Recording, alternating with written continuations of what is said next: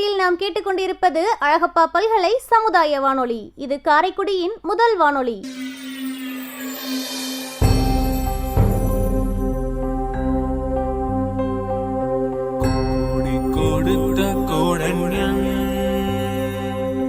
குடியிருந்த வீடும் கொடுத்த தெய்வம் தேடி அள்ளி கொடுத்த அறிவூட்டும் வெள்ளி விளக்கே, அறிவூட்டும் வெள்ளி விளக்கே,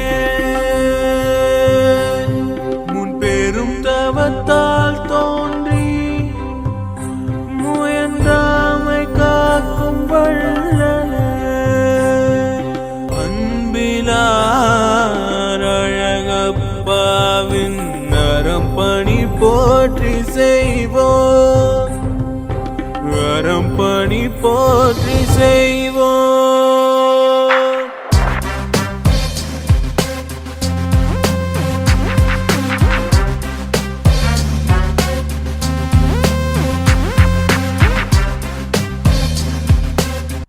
அரசு அறிவியல் தொழில்நுட்பத்துறையின் விக்யான் பிரசார் மற்றும் காரைக்குடி அழகப்பா பல்கலைக்கழகம் இணைந்து வழங்கும் அறிவியல் பாலம் புதிய தொடர் நிகழ்ச்சி அனுபவ திட்டத்தின் பரவலாக்கம். ஆக்கம் ஊக்கம் வழிகாட்டல் டாக்டர் ஆர் ஸ்ரீதர். வடிவமைப்பு செயலாக்கம் காரைக்குடி அழகப்பா பல்கலைக்கழகத்தின் சமூக பணித்துறையின் துறைத் தலைவர் மற்றும் பேராசிரியர் KR முருகன் அவர்கள். நிகழ்ச்சி ஒருங்கிணைப்பு சமுதாய வானொலி இயக்குனர் டாக்டர் S ராஜாராம். தயாரிப்பு குழு RJ Kamakshi, PL Kaveri Maniyan, S Rosy, M Dhanalakshmi.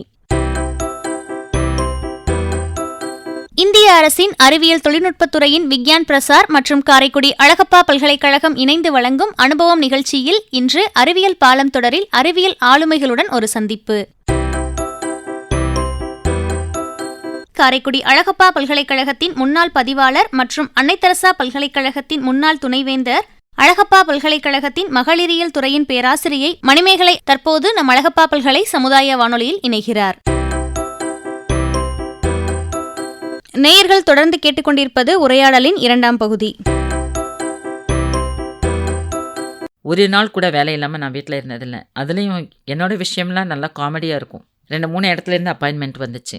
இதில் சேருவேன் அதில் சேருவேன்னு யோசித்தேன். அப்போ தான் செல்ஃப் ஃபைனான்சிங் காலேஜஸ்லாம் நிறைய ஸ்டார்ட் பண்ணிட்டு இருந்தாங்க. So I got the appointment order from 2-3 colleges. I refuse to join. ஏன்னா நீங்கள் இன்டர்வியூவே ஒழுங்காக பண்ணலை அப்படின்னு சொன்னேன். அப்புறம் நீங்கள் பங்க்சுவாலிட்டி மெயின்டைன் பண்ணாதனால உங்கள் இன்டர்வியூவை நான் அட்டன் பண்ண மாட்டேன் அப்படின்னு போய் சொல்லிட்டு வந்தேன். அப்புறம் இன்னொருத்தர் நாங்கள் இன்டர்வியூக்கு போன இடத்துல நான் பேசினார் கேண்டிடேட்ஸை. அப்போ அவர்கிட்ட நான் சொல்லிட்டு வந்தேன், நீங்கள் மரியாதை இல்லாமல் பேசுகிறீங்க. இப்போமே உங்கள்ட்ட நான் வேலைக்கு வந்தேன்னா நீங்கள் என்னை எப்படி நடத்துவீங்க? அதனால உங்கள் இன்டர்வியூவே நான் அட்டன் பண்ண விரும்பலை அப்படின்னு சொல்லிட்டு வந்தேன். அப்போ எங்கள் அண்ணெல்லாம் என்னை சத்தம் போட்டாங்க, உனக்கு எவ்வளோ திமிர் இருக்குது, இப்படி பேசிட்டு வர, வேலை கிடைக்கலன்னா அப்புறம் நீ என்ன செய்வேன் அப்படின்னாங்க. எனக்கு என் மேலே நம்பிக்கை இருக்குது, கண்டிப்பாக வேலை கிடைச்சிரும்னு சொன்னேன். அப்புறம் இன்னொரு இடத்துக்கு இன்டர்வியூக்கு போயிருந்தேன். கீழக்கரை தாசிம் பிவி அப்துல் காதர் காலேஜுக்கு. காலேஜ் ஆரம்பித்து 15 நாள் ஆயிடுச்சு. அதுக்கப்புறம் தான் நான் அதுக்கு இன்டர்வியூக்கு போயிருக்கிறேன். ஸோ அப்போ அவங்க நான் அப்போவே சொன்னேன், 88-89லேயே சொன்னேன், I was talking about online marketing at that moment. மார்க்கெட்னா என்ன அப்படின்னு என்கிட்ட கேள்வி கேட்குறாங்க. கேள்வி கேட்டால் அவங்க எதிர்பார்க்குறாங்க ஒரு இடம், அந்த இடத்துல விற்பனையும் வாங்குதலும் நடக்கும் அப்படின்னு நான் பதில் சொல்லணும்னு எதிர்பார்க்குறாங்க. அப்போ நான் சொன்னேன், அது இல்லை, மார்க்கெட்னா டிமாண்ட் அப்படின்னு நான் சொல்லவும், டிமாண்ட் ஃபார் எ ப்ராடக்ட் அப்படின்னு நான் சொல்கிறேன். அப்போ அங்கே ஏற்கனவே இருக்கிற ஒரு அம்மா கேட்குறாங்க, அது தப்பு இல்லையா, மார்க்கெட்னா பையரும் செல்லரும் மீட் பண்ணுற இடம் தானே அப்படின்னு சொல்லிட்டு. ஸோ அப்போ தான் ஆன்லைன் மார்க்கெட்டிங்கிறது துளிர் விட ஆரம்பிச்சிருக்கு. அதை பற்றி எல்லாருக்கும் கூட தெரியாது. அப்போ நான் சொல்கிறேன், கமிஷன் மண்டியில் ஃபோனில் பேசுகிறாங்க, அனுப்பிடுன்றாங்க, அனுப்புகிறாங்க. இவர் பேச்சுவாக்கில் இத்தனை வரும், இதை நான் உனக்கு அனுப்பிடுறேன்னு சொல்கிறாரு. அந்த ப்ராடக்ட்டு எங்கேயுமே வரல, நேராக விவசாய கையிலேருந்து ஒருத்தருக்கு வர மாதிரி இன்னொருத்தருக்கு போயிடுச்சு. ஸோ எங்கள் மார்க்கெட்டே இல்லை, யாரையும் பார்க்கவும் இல்லை. But they were able to sell their product. Ticket வேணும்னு ஃபோனில் சொல்லிவிட்டு நம்ம போய் சினிமா பார்க்குறோம். இதெல்லாம் விட ஒருத்தருக்கு சினிமா உலகத்தில் மார்க்கெட் இருக்கா அப்படின்னு கேட்குறோம். அவர் படத்தை மக்களெல்லாம் விரும்பி பார்க்குறாங்கன்னா அவருக்கு மார்க்கெட் இருக்குன்னு சொல்கிறோம். வேர் இஸ் த மார்க்கெட் தென் அப்படின்னு கேட்ட உடனே அந்த கரஸ்பாண்டன்ட்டுக்கு எனக்கு ரொம்ப பிடிச்சி போயிடுச்சு. அப்போ இப்படி உள்ள பாடத்தை நடத்தணும் அப்படின்னு சொன்னோன்னா யார் யார் புக்கெல்லாம் ஃபாலோ பண்ணணும்னு நான் பெரிய பெரிய ஆத்தர்ஸ் பேரெல்லாம் சொல்கிறேன். இந்த ஆத்தர்ஸோட புக்கெல்லாம் படித்து கிளாஸ் நடத்தினீங்கன்னா நம்ம காலேஜோட குவாலிட்டி எத்திராஜ் மாதிரியோ லைலா மாதிரியோ இருக்கும். அப்படி இல்லை, இந்த லோக்கல் கைடெல்லாம் படிச்சுட்டு கிளாஸ் நடத்தினால் ரிமோட் வில்லேஜில் இருக்கிற மாதிரி தான் நம்ம காலேஜ் இருக்கும். ஸோ நீங்கள் முடிவு பண்ணிக்கோங்க, எனக்கு சொல்லுங்கள் அப்படின்னு சொல்கிறேன். ஸோ அந்த கரஸ்பாண்டன்ட்க்கு எனக்கு ரொம்ப பிடிச்சி போயிடுச்சு. You will be appointed immediately அப்படின்னு சொல்கிறாங்க. எப்போ ஜாயின் பண்ணுறீங்க அப்படின்னாங்க. நான் இப்போ கூட ஜாயின் பண்ணுறேன்னு சொல்கிறேன். அந்த அம்மாவுக்கு அதுவும் அதை விடையும் அதிர்ச்சி. இது என்னடா எப்படி இந்த அம்மா ஜாயின் பண்ணியம்மா, உங்கள் ஊர் தென்காசின்னு சொல்கிறீங்க, இது ராம்நாடு, நீங்கள் எப்படி ஜாயின் பண்ணுவீங்க, ட்ரெஸ்ஸுக்கெல்லாம் என்ன பண்ணுவீங்க அப்படின்னு கேட்டாங்க. Madam, with a vision I came here. எனக்கு ஒரு நல்ல நம்பிக்கை இருந்தது, நிச்சயமாக எனக்கு இங்கே வேலை கிடைக்கும்னு சொல்லிட்டு. அதனால் நான் 2-3 செட்டு ட்ரெஸ் கொண்டு வந்திருக்கேன், புக்கு கொண்டுட்டு வந்திருக்கிறேன் கிளாஸ் எடுக்கிறதுக்கு. சப்போஸ் கிடைக்கலன்னு வச்சுக்கோங்க, ராமேஸ்வரம் போய் சாமியை கும்பிட்டுட்டு சுற்றி பார்த்துட்டு ஒரு நாள் இருந்துட்டு ஊருக்கு போயிடலாங்கிற பிளானோடு தான் வந்திருக்கிறேன் அப்படின்னு சொன்னேன். அந்த அம்மாவுக்கு வந்து என்னை விடவே மனசு வரலாம். ஆகா, எவ்வளவோ ஒரு நல்ல ஒரு விஷனோடு இருக்கிற ஒரு கேண்டிடேட், இவங்களை மிஸ் பண்ணிடவே கூடாதுன்னு சொல்லிட்டு இம்மிடியேட்டாக ஜாயின் பண்ணேன்னு சொல்லிட்டாங்க. That was the first time I join duty. And I got 425 rupees as my salary for the 15 days. 15 days or some 10 days something. 750 rupees basic. டோட்டலாக 1500 rupees கொடுத்தாங்க. எனக்கு 425 ரூபாய் என்னுடைய முதல் சம்பளமாக கொடுத்தாங்க. 425 ரூபாய் வாங்கின உடனே உலகமே என் கைக்கு வந்தது அந்த நிமிஷம் உடனே. இப்போ எத்தனை லட்சம் சம்பளம் வாங்கினாலும் சரி, அந்த 425 ரூபாய் என் கையில் கிடைச்ச அன்றைக்கு நான் கிடைச்ச சந்தோஷம் இன்னைக்கு இருக்குதா அப்படின்னா எனக்கு சொல்ல தெரியல. ஸோ திரும்பவும் நம்ம பழசுக்கே போகலாம். பள்ளிக்கூடத்தில் 5 வயசுக்கு ஆரம்பித்தேன். கல்லூரி நாட்கள் வரைக்கும் ஒரே போட்டி, வேகம், அதை ஜெயிக்கணும் இதை ஜெயிக்கணும்னு வேகம். கல்லூரி முடிஞ்ச உடனே வேலை கிடைக்கணும்னு ஒரு பயம், நம்ம எதிர்பார்த்த வேலை கிடைக்கணும்னு ஒரு ஆங்ஸைட்டி, இப்படி எக்கச்சக்கமான பிரச்சனைகள். வேலை கிடைச்ச உடனே அந்த வேலையை ரொம்ப நல்லா பண்ணணும், இந்த வேலையில் மேலே மேலே போகணும் இப்படின்னு சொல்லிட்டு எல்லா காரியங்களும் நம்ம சாதித்து முடிக்கும் பொழுது நமக்கு வயசு 35-40 ஆகிடும். அதுக்கப்புறம் நம்ம பிள்ளைங்க மேலே கவனத்தை செலுத்தணும். இந்த பையன் நல்லா படிக்கணுமே, இவனுக்கு நல்ல வேலை வாங்கி கொடுக்கணுமே, இவன் ஆரோக்கியமாக இருக்கணுமே, இவனுக்கு நல்ல பொண்ணை பார்க்கணுமே, இவனுக்கு குழந்தை பிறக்கணுமே, இப்படி ஏதோ ஒரு எதிர்பார்ப்போடையே வாழ்ந்து முடிச்சுட்டு நம்ம திரும்பி பார்க்கும்போது நமக்கு வயசு 60 ஆயிரும். அந்த நேரம் நமக்கு வேலையும் முடிஞ்சிடும். நிறைய பேர் என்ன பண்ணுறாங்க, இதுக்கப்புறமும் நம்ம வேலை பார்க்கணும், ஏன்னா நான் ஆரோக்கியமாக இருக்கிறேன்னு நினைக்காங்க. ஆரோக்கியமாக இருக்கிறோம்ல, அப்போ why not we enjoy our life, because the government is giving us pension. Again why should, அதில் தவறு கிடையாது. ஆனாலும் கேட்குறேன், why should we work, why not we enjoy our life, why not we take care of our health. என்ஜாய்மெண்ட்டுங்கிறது வந்து இங்கே நான் என்ன நினைக்கிறேன் அப்படின்னா, நம்ம தவற விட்ட விஷயங்களை, நம்மளால் அனுபவிக்க முடியாத விஷயங்களை அட்லீஸ்ட் 60 வயசுலேயே அதை நம்ம அனுபவிப்போம் அப்படின்னு நினைக்கிறேன். இப்போ 60 வயசு ஆகிடுச்சு, அதனால இனிமேல் வந்து என்னால் ஓட முடியாது, விளையாட முடியாது அப்படிலாம் கிடையாது. I can play shuttle, I can play throw ball, I can play tennikoit. என்னால் ரன்னிங் ரேஸ்க்கு தான் போக முடியாதே தவிர still I can play in the ground. யாரும் சொல்லிக் கொடுக்க வேண்டிய அவசியம் இல்லை, எனக்கு தான் மனசில் ஆசை இருக்கணும். நிறைய நம்ம இது வரைக்கும் பார்க்காத இடங்களெல்லாம் போய் சுற்றி பார்க்கலாம். நிறைய விஷயங்கள் நம்ம எதெல்லாம் மிஸ் பண்ணணும் அப்படின்னு நினச்சோமோ அதையெல்லாம் இப்போ நம்ம என்ஜாய் பண்ணலாம். ஸோ அப்படிப்பட்ட ஒரு சந்தர்ப்பத்தை நம்ம ஆரோக்கியமாக இருக்கும்போதே நம்ம செஞ்சாங்க. ஏன்னா 60 வயசு ஆகும் பொழுது நமக்கு நோயோட தாக்கங்கள் வர்றதுக்கு வந்து நிறைய சந்தர்ப்பங்கள் இருக்குது. அப்படிலாம் எந்த நோயும் வரல அப்படின்னு சொன்னால், இதே போல் கடவுளால் ஆசீர்வதிக்கப்பட்டவர்கள் வேறு யாருமே கிடையாது.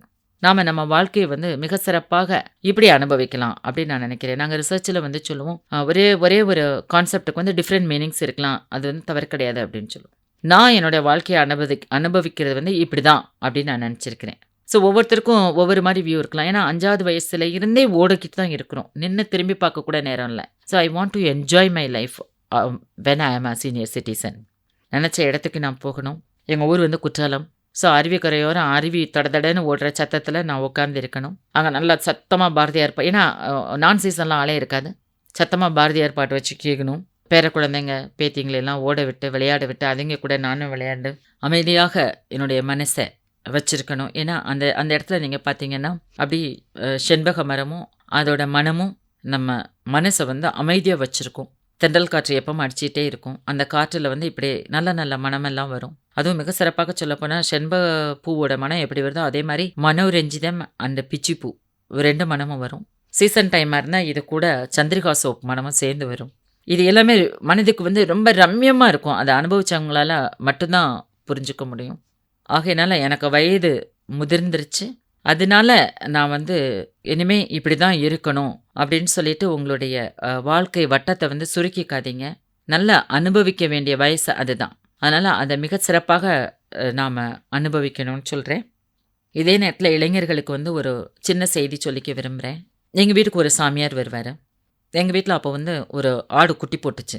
குட்டி போட்டு ஒரு அரை மணி நேரத்துக்குள்ளே அது துள்ளி எழும்பி ஓட ஆரம்பிச்சிருச்சு. அந்த சாமியார் வந்து எங்கள் அப்பா கிட்ட கேட்குறாரு, ஆடு மட்டும் உடனே எழும்பி 5 அறிவு உள்ள ஆடு உடனே எழும்பி ஓடுதே, 6 அறிவுள்ள மனுஷனால ஏன் முடியல?